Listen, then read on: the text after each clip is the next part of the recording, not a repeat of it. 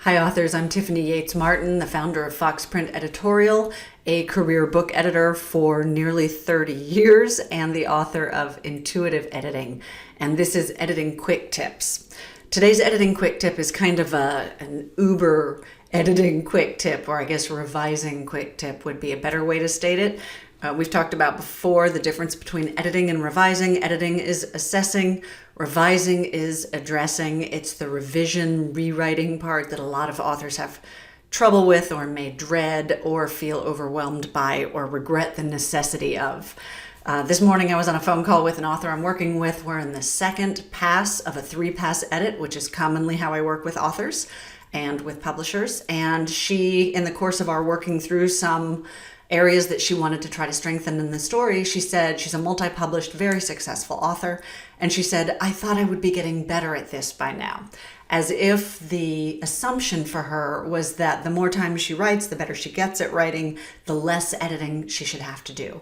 And I said to her, this is such a common thing I hear from authors, but editing isn't a necessary evil to try to patch together mistakes you made in the writing process. Editing and revising are the soul of what writing is, of what this craft is. It's the same reason that when actors do a show, they don't simply get the script and start performing. They rehearse. Even though they already know their craft, they don't rehearse because they're not talented actors. They rehearse because they're trying to find the best way to tell this story, to deepen it, to develop it. That's the parallel for what you do when you're writing a first draft. It's the same reason that athletes will do scrimmages. Even though they've been paid millions of dollars, they don't have to learn how to be good athletes. They already are good football players. They simply need to hone the plays for this season. They need to practice with this team. They need to perfect their techniques for this particular season, this particular set of plays, this particular team. It's the same reason that when artists are creating one of their masterpieces, often they will do countless preliminary studies to really learn their subject, to get familiar with it, to deepen their approach, to figure out what it is they're trying to convey. That's what you're doing as a writer. When you write your first draft, that's simply getting the initial vision of your story out onto the page. It is not supposed to be a finished product any more than when you plant a seed. It's supposed to the very next day turn into a sunflower. It has to grow. It has to be nurtured. It has to develop.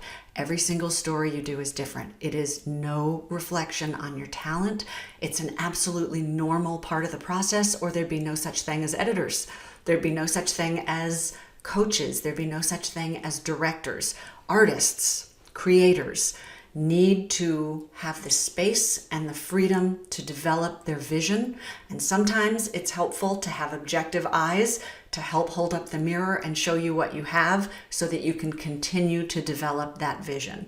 There are so many authors, very well-known famous authors who have talked about this. The famous quote is Ernest Hemingway's, "Writing is rewriting." But I'm going to put up, if you stick around to the end, I'm going to put up just a slew of quotes from authors you know and have heard of who are very successful, who talk about the fact that the craft of writing is less about the first draft process and much more about the editing and revising. What I've seen in my years in the business is that it absolutely separates the long-term career authors from the hobbyists. Not that there's anything wrong with doing this as a hobby. If that's what you love and you just want to get your story out and that's the fun of it, do it. I paint avocationally and that's how I do it. I just slap some paint on a canvas. I have a blast doing it, but I'm not going to try to sell that to galleries.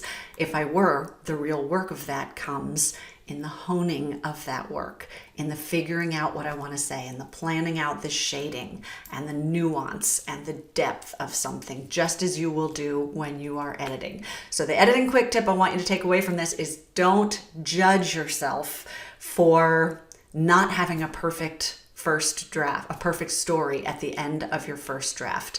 All that is the initial sortie. That's your first step onto the field. And from then on, you're going to do the work, the real work of craft, the fun of it and the joy of it. All the things you love about writing are even more acute in the revision process. That's when you get to take your initial vision and really work with it, really dig into it, mine the layers out of it, explore who your characters are, fine-tune the plot, raise the stakes. If we can change the way we think of editing and revising, and again, remember, editing is assessing. That's figuring out what in your story may still need to be strengthened. Revising is actually doing that work.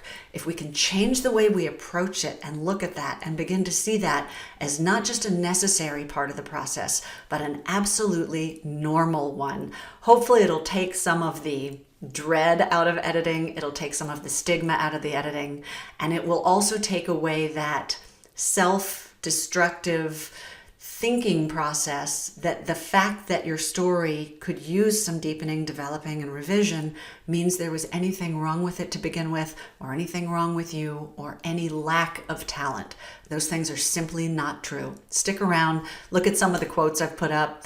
If you want to see more editing quick tips, they are on this YouTube channel. If you want to subscribe, you can like this one below, and I will post some of these quotes in the comments area below. Thanks, I'll see you soon.